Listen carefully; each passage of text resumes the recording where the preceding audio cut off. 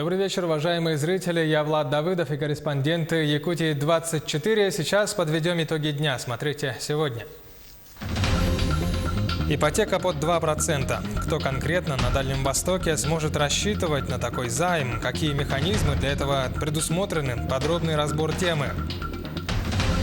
ДТП на трассе Лена. В аварию попали якутяне вместе с иностранцами. Все они ехали в Якутск после медицинского тура в Китай. Памятник Победы в поселке Алмазный Мирнинского района готовится возвести монумент, эскиз в разработке. Профессиональный праздник на посту. Сегодня Международный день врача. И коротко о главном. Обзор новостей и событий Алданского района в конце выпуска.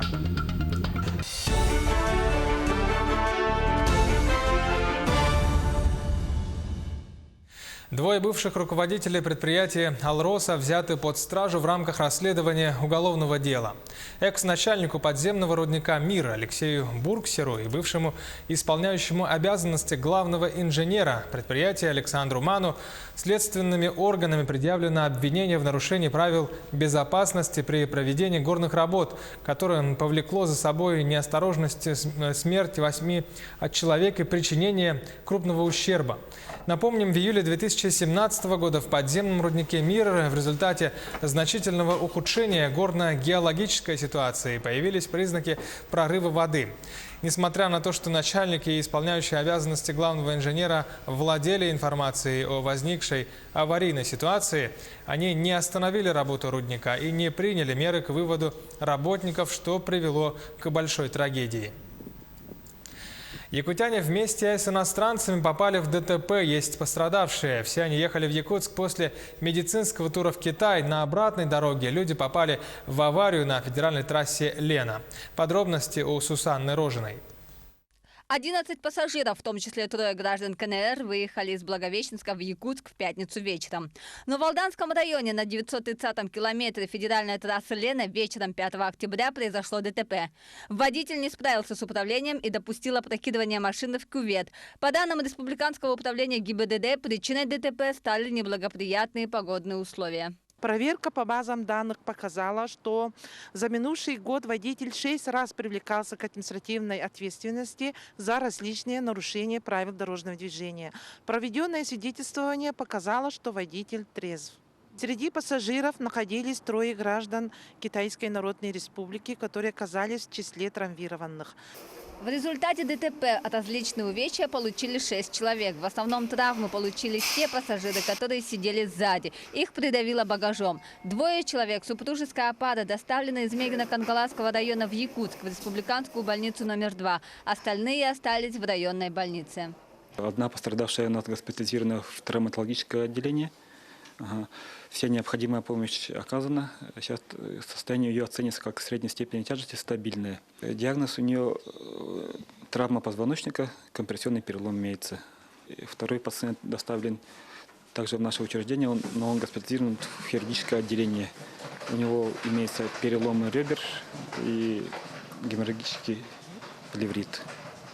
Все пассажиры, которые ехали из Благовещенска, возвращались из медицинского тура в Китай, где лечили зубы. По словам самих пострадавших, медико-туристическая компания готова им оказать содействие и помощь. Но представитель компании отказался от официальных комментариев нашему каналу. Цель нашей поездки была, мы ехали с города Благовещенска, оттуда мы выезжали на туры, вот зубы делали. Тут хорошо, а тут плохо стало.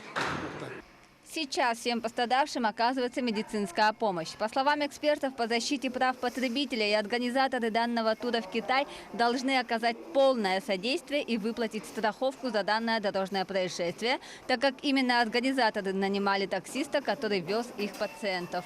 Сусанна Рожина, Семен Семенов, Илья Сыромятников, Якутск. Первые ипотечные договоры под 2% уже к концу этого года смогут оформить жители Дальнего Востока. На эту программу Минвостокразвития выделило 15 миллиардов рублей. Кто конкретно может рассчитывать на ипотеку под 2% и какие механизмы будут доступны? В теме подробно разбирался наш корреспондент Дмитрий Тымыров. Ипотека по 2% будет доступна молодым семьям, которых возраст обоих супругов не достиг 35 лет, а также участники программы «Дальневосточный гектар». Согласно проекту документа, льготная ипотека будет доступна для покупки, строительства или ремонта жилья. Кредит будет выдаваться сроком до 20 лет с первоначальным взносом или без, сейчас уточняется. Максимальный размер займа составит 4 миллиона рублей. Мы предусмотрели в нашей госпрограмме на эти цели порядка 15 миллиардов. Сейчас будем докапитализировать Фонд развития Дальнего Востока и в этом году хотим начать работу. Мы с губернаторами обсуждали, что те региональные ипотечные агентства, которые существуют, необходимо сохранить и подготовить к этой работе. Мы хотим поддержать людей, которые заявили о индивидуальном строительстве на Дальневосточном гектаре, и молодые семьи, которые готовы приобретать жилье эконом-класса. Критерии для молодых семей очень просты. Они должны быть гражданами Российской Федерации, оба не старше 35 лет включительно. Семья должна состоять в зарегистрированном браке не менее 1 года. Хотя бы один из супругов должен иметь регистрацию по месту жительства на территории субъектов Российской Федерации, входящих в состав Дальневосточного федерального округа. Также под программу может попасть и один родитель до 35 лет с ребенком до 18 лет. Также семья, не имеющая детей. Напомним, введение механизма льготной ипотеки по 2% годовых для молодых семей Дальнего Востока предложил глава региона Айсен Николаев на площадке Восточного экономического форума, который проходил во Владивостоке в сентябре. Он отметил, что такой механизм позволит привлечь на Дальний Восток молодых специалистов и удержать местную молодежь в регионах. Благодаря именно таким беспрецедентным решениям молодые дальневосточники будут оставаться на родной земле, а молодежь со всей страны будет стремиться приехать сюда. Для благополучия людей в каждом населенном пункте. Идею Айсена Николаева поддержал и руководитель государства. Уже по итогам Восточного экономического форума президент страны дал указание разработать проект программы. Мы совсем недавно ввели здесь льготную ставку по ипотеке, ниже, чем в среднем по стране, в 5%. Коллеги убедили меня вчера в том, что этого недостаточно. Предлагаю запустить эту программу уже в этом году и сроком на 5 лет. Поясню почему. Потому что, во-первых, мы должны будем внимательно просчитать объемы финансирования и их источники на будущее, потому что это длящиеся полномочия. Сегодня проект все еще находится на стадии разработки. Как отметили Минвостокразвития Российской Федерации, для того, чтобы получить льготный кредит, необходимо обратиться в один из банков-участников программы. Их список находится на стадии формирования и будет опубликован после принятия соответствующего постановления правительства Российской Федерации, утверждающего правила предоставления субсидий. С более подробной информацией жители страны могут ознакомиться на сайте Минвостокразвития Российской Федерации. В Якутии 20 тысяч строений, это 10% от всех объектов, в том числе жилые, не имеют адреса. Проживающих в таких домах могут не охватить всероссийской переписью населения в октябре 2020 года. Каждое поселение теперь должно в кратчайшие сроки еще раз сверить официальные данные с фактическими, чтобы каждый житель был учтен во время этого масштабного мероприятия. От результатов переписи, как известно, будет зависеть дальнейшее экономическое развитие региона. Все подробности у Юлии Михайловой. Мой адрес не дом и не улица. В большинстве своем безымянные дома обнаружены регистраторами в Якутске. Таких строений нет ни на одной карте. Все жители таких домов-невидимок могут быть не учтены во время всероссийской переписи населения. Но к 1 ноября 2019 года в Якутске обещают все исправить. Большая часть таких домов – это дачные товарищества, где люди давно проживают постоянно. Шлагами с улицами 12%, где у нас адресов нет. Мы, думаю, совместно с ГАХПУ вопрос до ноября постараемся сократить. Не гарантирую, что все будет сделано, но мы максимально попробуем прийти к требуемым значениям. Адресное хозяйство всех населенных пунктов обошли регистраторы. Один из них подвергся нападению бродячей собаки в селе Чурапча. И это тоже большая проблема, как и отсутствие освещения на улицах населенных пунктов. Безнадзорных животных выявили и в Жатае. Что касается бродячих собак, то у нас тоже эта работа ведется, подписано соглашение, поэтому отлов производится. Также ведется работа по освещению улиц, домовых территорий. Поэтому здесь все штатном режиме. Предстоящая всероссийская перепись будет впервые проведена в электронном виде на портале госуслуг и последняя с использованием бумажных переписных листов. По старинке перепишут население в труднодоступных территориях. Электронной переписью должны охватить 76% населенных пунктов региона. Второй момент – это устойчивая связь интернет и обеспечение возможности доступа граждан нашей республики, населения нашей республики к проведению переписи через порталы государственных и муниципальных услуг. И, соответственно, это поручение также дано в адрес нашего Министерства инноваций по определению того количества населенных пунктов, где эту работу можно провести в электронном виде, и, соответственно, то количество населенных пунктов, где по объективным техническим причинам это будет сделать невозможно при проведении переписи в 2020 году. Как обычно, раз в 10 лет у жителей Якутии поинтересуются национальностью, составом семьи, образованием, владением языками, состоянием в браке, наличием работы. Переписные листы будут продублированы и на якутском языке, но впервые исследуют и такие аспекты. Ситуацию по трудовой миграции.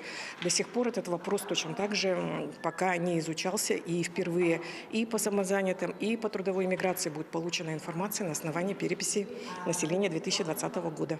Напомним, как в зеркале наш регион увидит себя в октябре 2020 года. Юлия Михайлова, Семен Семенов, телеканал Якутия 24. Глава акционерной компании «Алроса» Сергей Иванов впервые побывал в Сунтарском Улусе. Он посетил объекты в райцентре и селе Крестях. Сергей Иванов встретился с главой Улуса Анатолием Григорьевым. Разговор шел о взаимодействии компании и Улуса по вопросам экологической безопасности и о привлечении местных кадров в промышленность. Как известно, компания освобождается от пассивных активов. В этот список подпадает и Кемпиндяйская грязелечебница. Я хочу самое главное подчеркнуть, что с руководством республики у нас давно достигнута договоренность, что объект Кемпиндяй будет перепрофилирован под нужды республиканские. И я хочу подтвердить, что остаются все рабочие места, и работники предприятия не должны почувствовать, неважно, раньше это было структурное подразделение «Алроса» или это будет теперь объект республиканский, поэтому сам центр остается. Компания «Алроса» дополнительно обязуется проинвестировать существенные деньги перед тем, как объект будет передан республике. Это от, скажем, 30 до 60 миллионов рублей, не одномоментно, но в течение определенного срока. Поэтому мы здесь считаем, что предприятие будет дальше развиваться, и людям нечего переживать за свою судьбу. На слегам Вилюйской группы районов Якутии передали новые водовозки. Автомобили ГАЗ и КАМАЗ получили города Вилюйск и Нюрба, села Кентик и Верхневилюйск, а также Халбакинский наслег Вилюйского района. Кроме того, Октябрьский наслег Нюрбинского района, Нахаринский и Илимнирский наслеги Сунтарского района. 10 автоцистерн получены по программе развития систем водоснабжения Вилюйской группы районов на 2019-2024 годы. Средства на приобретение были выделены через целевой фонд будущих поколений за счет ежегодных отчислений от компании «Алроса». Работа по программе будет продолжаться до конца 2024 года. Ожидается также поставка еще 6 единиц техники. Благодаря республиканской программе по развитию систем водоснабжения Вилюйской группе улусов на 2019 и 2024 годы заложены финансовые средства на приобретение специализированного автотранспорта. На эти цели в целевом фонде будущих поколений заложены 33,5 миллионов рублей, которые ежегодно пополняются акционерной компанией «Алроса». По итогам реализации первого года мы общий план выполнили на более 90%. И что касается работы по спецтехнике, то за очень короткий промежуток времени мы совместно с МинЖКХ разработали техническую документацию, закупочную документацию.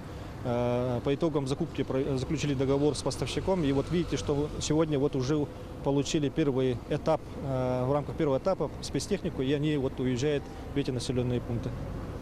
В Якутске впервые появилось эко-такси. Этот проект в тестовом режиме запустили активисты экологического движения «Раздельный сбор». Теперь каждый горожанин может вызвать транспорт для перевозки сырья для вторичной обработки твердых коммунальных отходов. Сюжет Андрея Мухоплева. Наша съемочная группа отправилась на первые заказы экотакси. Пока у активистов нет личного грузового транспорта и приходится возить сырье на своем личном автомобиле. По приезду к заказчику увидели в подъезде 3-литровые бутылки для сбора пластиковых крышек и батареек. Здравствуйте. Здравствуйте. Вот, да? Да, можете забрать. Ага, я подготовила. Это тоже картон. Что? Тоже картон. Да, только картон без бумаги. Эта услуга, мне кажется, очень удобна, особенно тем, кто не может выехать в отдаленные районы. Я написала нашим соседям, чтобы они тоже копили картон. И я думаю, что в ближайшее время мы будем накапливать картон и тоже вызывать экотакси.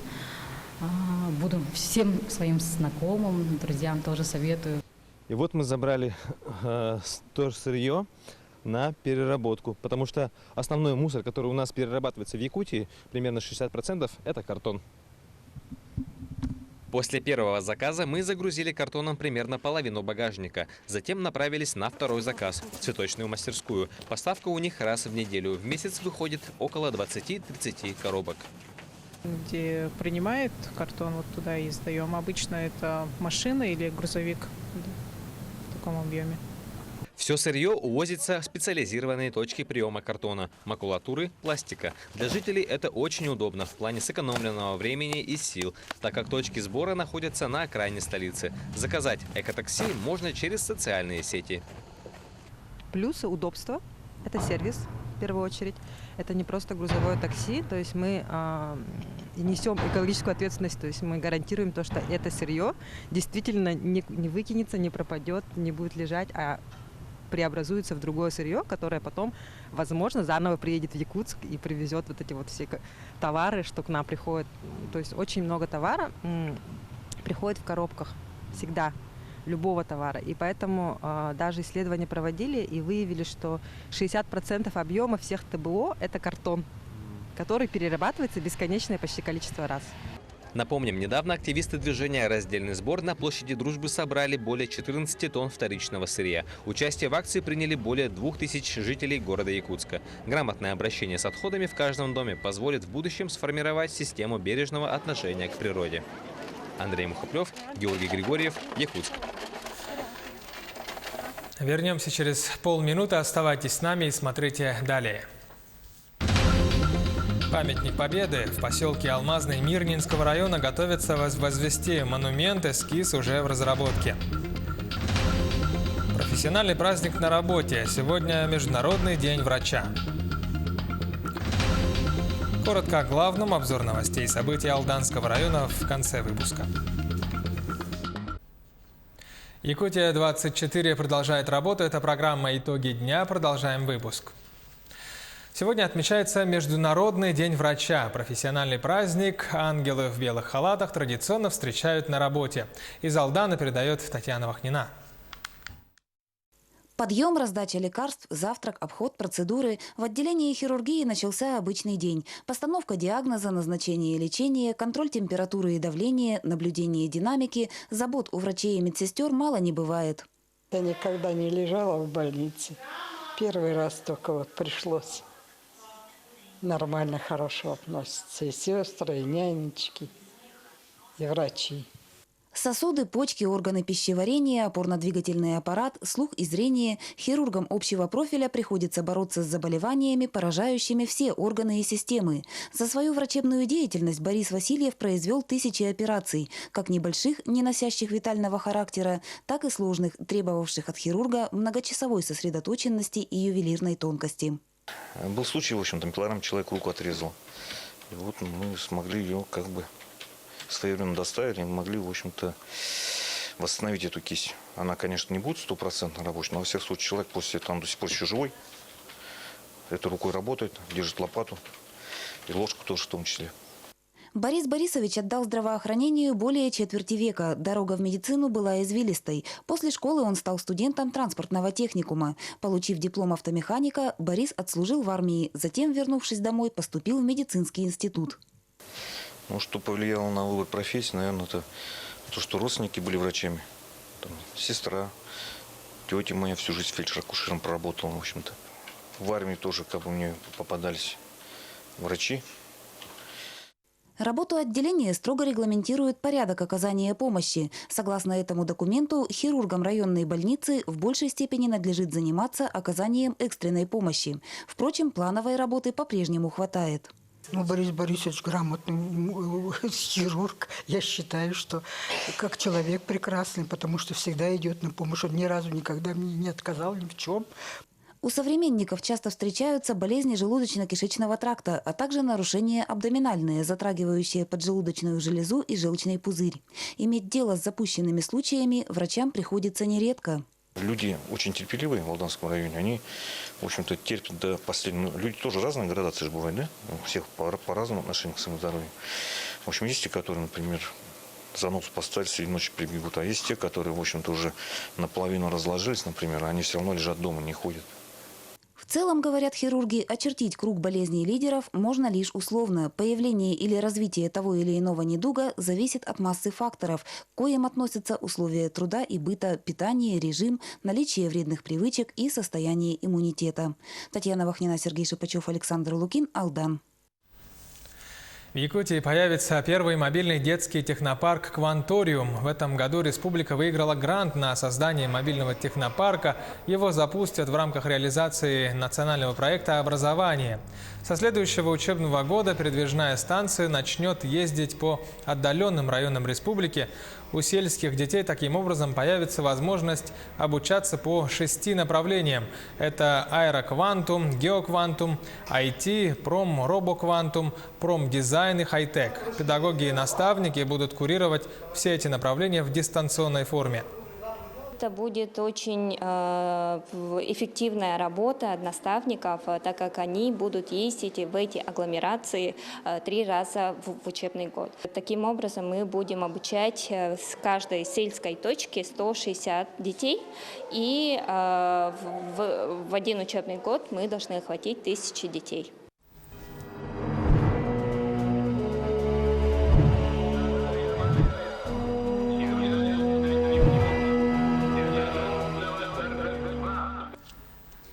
Памятник Победы появится в поселке Алмазный Мирнинского района. Идея возникла у самих жителей. Зону уже выбрали в прошлом году, отсыпали территорию.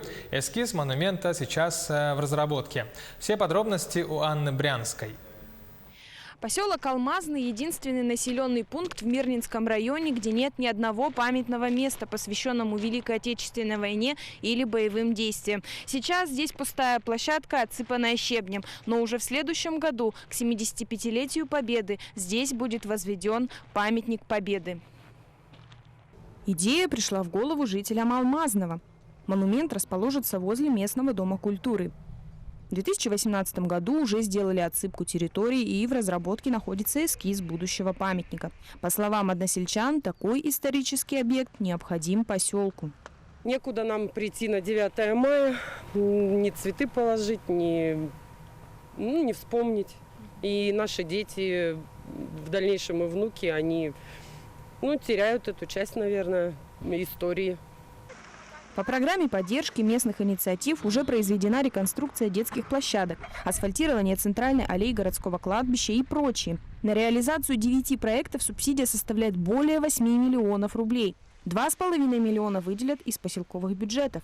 Важно отметить, что часть денег собирают и сами жители по своей инициативе, а это около 600 тысяч рублей. Как правило, в их число входят физические лица, спонсоры и бизнесмены. Хотелось бы отметить, что основной и отличительной чертой участия в программе поддержки местных инициатив является участие как бюджетов поселений, так и самого населения. Для этой цели проводится опрос населения, какие проекты лучше выбрать. Для этого проходят собрания, сходы населения, где происходит голосование и выявление того проекта, который сейчас население считает необходимым для реализации в своем населенном пункте. Анна Брянская, Илья Засухин, Алексей Меркулин, телеканал «Алмазный край». Впервые в Нерюнгринском музее истории освоения Южной Якутии представлена выставка из музея и центра Хамуса народов мира. 29 инструментов доставили из столиц республики. Это экземпляры из Азии, Европы и других континентов. Некоторые модели хамусов имеют особую историческую ценность. Выставка продлится до 3 ноября. Мы приехали вместе с Августой Петровной Макаровой, она тоже наш научный сотрудник музея. Мы вдвоем вот сегодня будем проводить открытие этой выставки, и в 4 часа будет мастер-класс, где я для публики и сыграю, и научу, как играть. Якутия активно готовится к проведению 12-го международного турнира по вольной борьбе серии Гран-при памяти заслуженного тренера Дмитрия Коркина. Соревнования пройдут с 11 по 13 октября на спортивной арене «Триумфа». Команда японских борцов во главе с тренером, олимпийским чемпионом Тацухиро Юнимицу уже прибыла в Якутск. Ну а более 80 спортсменов представят на турнире Якутскую школу вольной борьбы. За медали будут бороться практически все лидеры сборной республики. Это Виктор Рассадин, Ариан Тютрин, Михаил Иванов, Дмитрий Аксенов и многие другие. В эти дни основной состав и молодежная сборная Якутии проводит заключительный этап сборов. На этом выпуск я завершаю. Далее смотрите обзор новостей и событий Алданского района. Слово передаю коллегам.